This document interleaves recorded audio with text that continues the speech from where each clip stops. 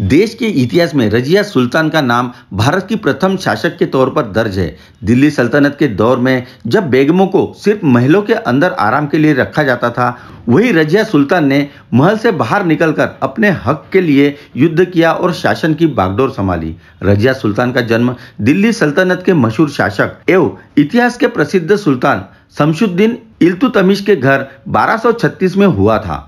रजिया को इतिहास में रजिया अल दीन और शाही नाम जलालत उल दीन रजिया से भी जाना जाता है।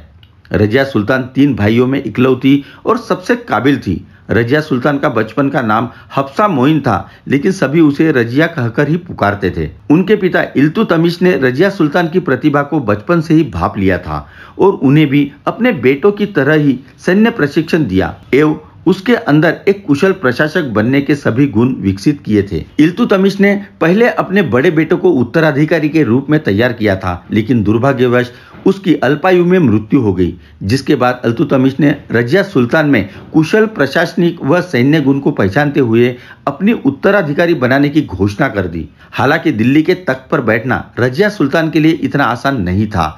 दरअसल 1236 में उनके पिता की मौत के बाद मुस्लिम समुदाय ने एक महिला को सुल्तान के रूप में स्वीकार करने से मना कर दिया था और रजिया के भाई रुकुद्दीन फिरोज को दिल्ली के राज सिंहासन पर बैठा दिया। लेकिन रुकुद्दीन फिरोज एक मूर्ख और अक्षम शासक साबित हुआ, जिस पर रजिया ने आम जनमानस के सहयोग से राज्य पर धावा बोलकर सिंहासन पर कब्जा कर लिया, जिसके बाद रजिया की मां और भाई दोनों की हत्या कर दी गई और 10 नवंबर 1236 में रजिया सुल्तान पहली मुस्लिम शासक के रूप में दिल्ली की शासक बनी। रजिया सुल्तान ने अपनी बुद्धिमत्ता और विवेकशीलता के तर्ज पर दिल्ली का सिंहासन कुशलता पूर्वक संभाला और रूढ़िवादी मुस्लिम समाज को चौंका दिया और उन्होंने खुद को एक दूरदर्शी, न्यायप्रिय, व्यवहार कुशल, प्रजा के हित करने वाली शासिका साबित किया।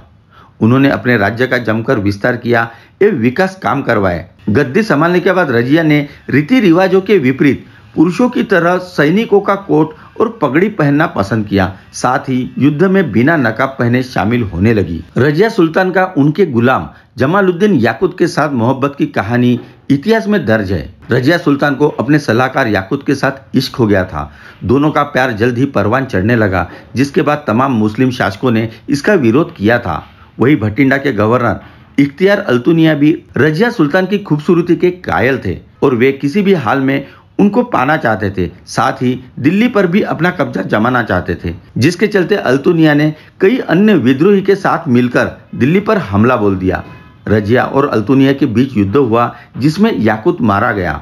रजिया को बंदी बना लिया गया। मरने के डर से रजिया अल्तुनिया से शादी करने को तैयार हो गई। इस बीच रजिया के भाई मईजुद्दीन बहराम शाह ने सिंहासन हथिया लिया। अपनी सल्तनत की वापसी के लिए रजिया और उसके पति अल्तुनिया ने बहराम शाह से युद्ध किया, जिनमें उनकी हार हुई। उन्हें दिल्ली छोड़कर भागना पड़ा और अगले दिन वो कैथल पहुंचे, जहां उनकी सेना ने साथ छोड़ दिया। वहां डाकुओं द्वारा 14 अक्टूबर 1240 को दोनों मारे गए। बाद में बहराम को भी अयोग्यता के कारण गद्दी से हटना पड़ा।